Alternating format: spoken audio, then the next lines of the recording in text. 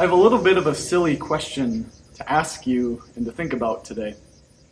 Have you ever wondered what it would be like to be an animal for a day?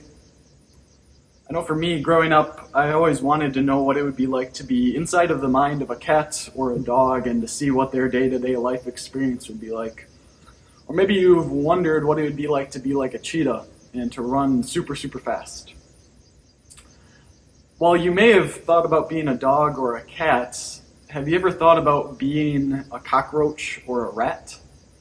I'm assuming probably not. Who would ever want to be a cockroach or a rat for a day? They're disgusting. They're associated with trash and disease and death. They're disgusting. Who in their right mind would ever want to be a cockroach or a rat? What if I were to tell you that someone had a similar experience, not just for a day, but for 33 years?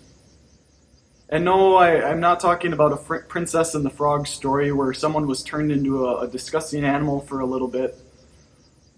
But someone did go from the best to the worst, from the highest to the lowest, from the divine God to lowly human. And at first you might think to yourself, being a human isn't that bad. And you're right. God created us to be perfect, to be holy, to be like Him. And He gave us gifts to think and to reason and to create, like arts and music and culture. But unfortunately, humanity did not stay perfect for very long. Adam and Eve decided to take matters into their own hands and to take from the tree that they were commanded not to eat from. And when they ate of that fruit, humanity was cursed with disease and with death and with sin. No longer a perfect creation who loves God and loves their neighbor, but a humanity that hurts and steals and lies.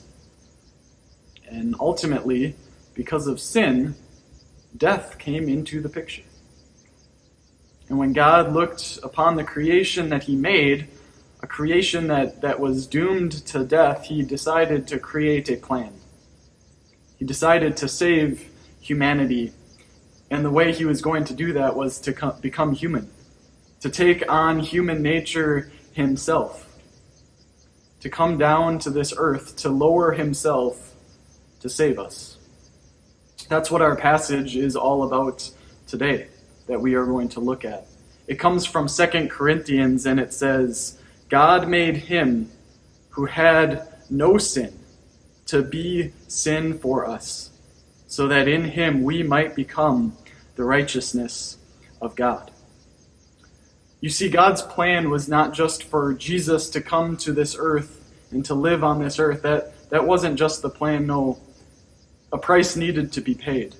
The wages of sin is death, and so Jesus took those sins upon Himself. He became sin for us, so that through Him, through His death on the cross, we might become the righteousness of God. He paid the price that we could not pay, and He gives us a gift that we do not deserve. But His forgiveness is full and free and yours. You have become the righteousness of God. Christ became what He was not, so that we could become what we were not. Christ took on humanity, became a human for you, so that you could have His perfection.